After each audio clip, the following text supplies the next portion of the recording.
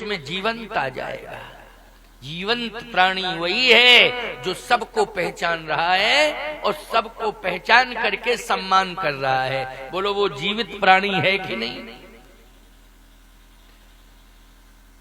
इसलिए मैं कहना चाहता हूं कि रामचरितमानस को घर घर में होना चाहिए और इसको पढ़वाइए। बच्चों के पास तो इतना अच्छा विकल्प है कि मोबाइल में ही रामायण भरी पड़ी है।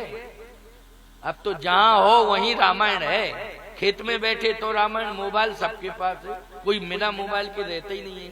लेकिन सर्च करिए आप तो रामायण आ जाएगी उसमें है? अरे बड़कवा बहुत 80% बड़कवई है, छुटकवा तो तुम्हारे ही पास है। ज्यादातर लोगों के मैं कहता हूं कि तुम जहां बैठे हो वहां तुम्हारे बगल में तो बड़कवा लिए बैठा है कोई ना कोई है।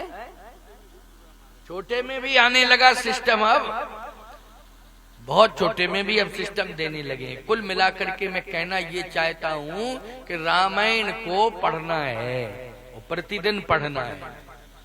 रामायण को पढ़ करके डॉक्टर फादर कामिल बुल्के का हृदय बदल गया था।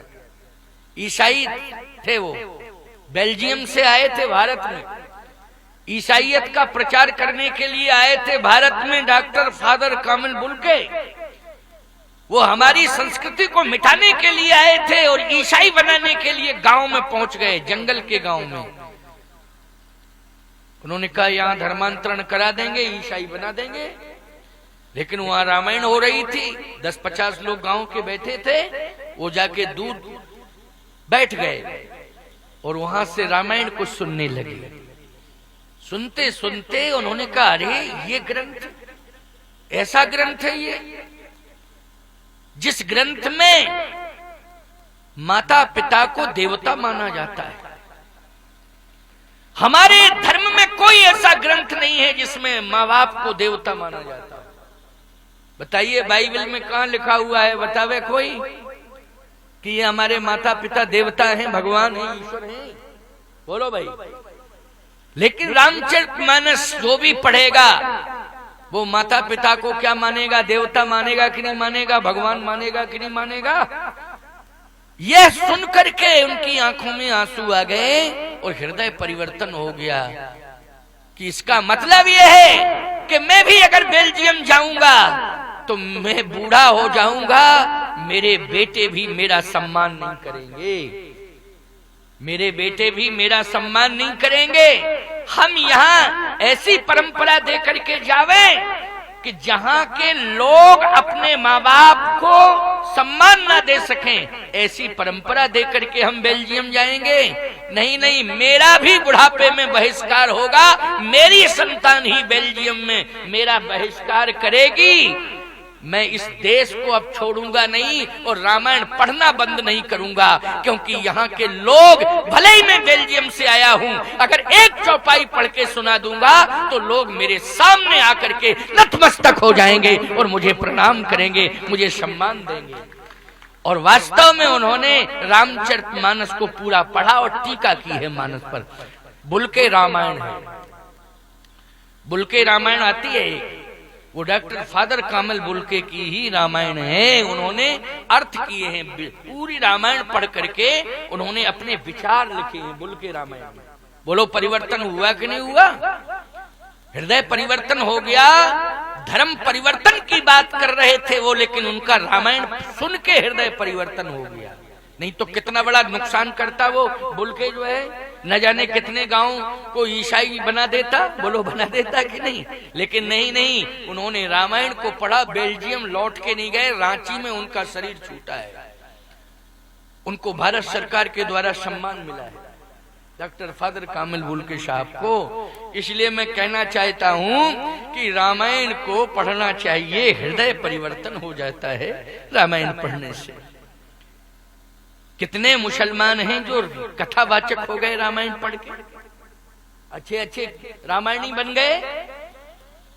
थे मोहम्मद लेकिन हो गए रामायणी। क्यों भाई? रामायणी हो गए और पूरे देश में कथा सुनाई।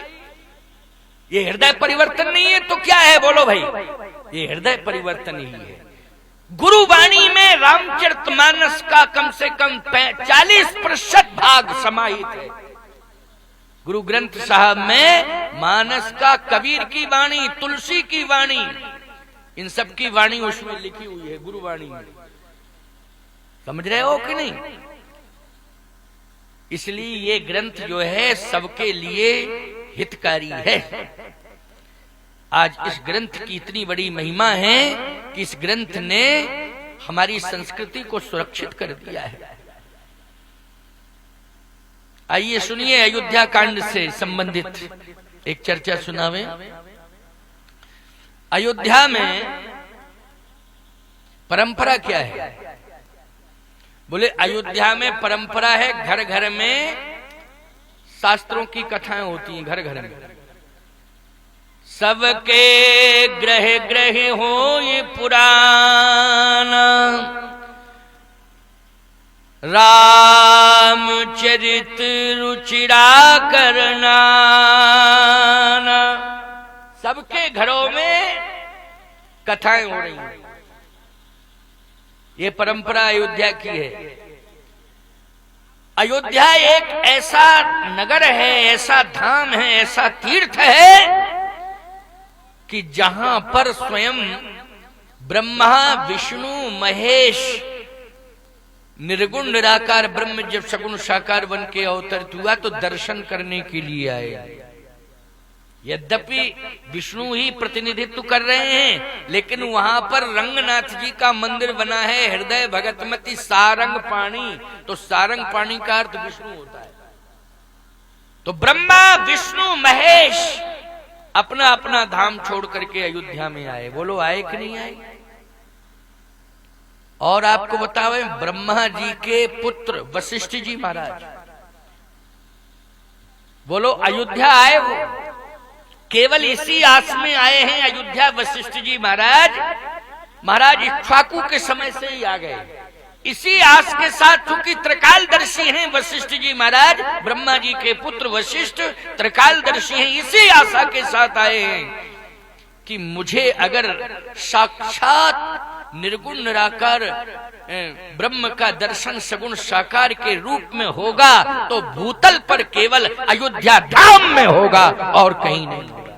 केवल अयोध्या की धरती पर और कहीं नहीं। महाराज इक्ष्वाकु के समय से ही सोच लिया था, जबकि कितनी परंपरा बाद राम जी हुए।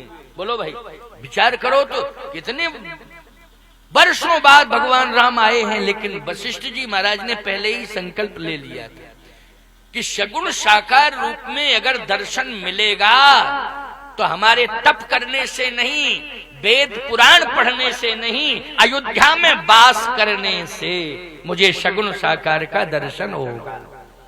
अयोध्या में वास करने से, ये अयोध्या की महिमा है। ऐसी अयोध्या में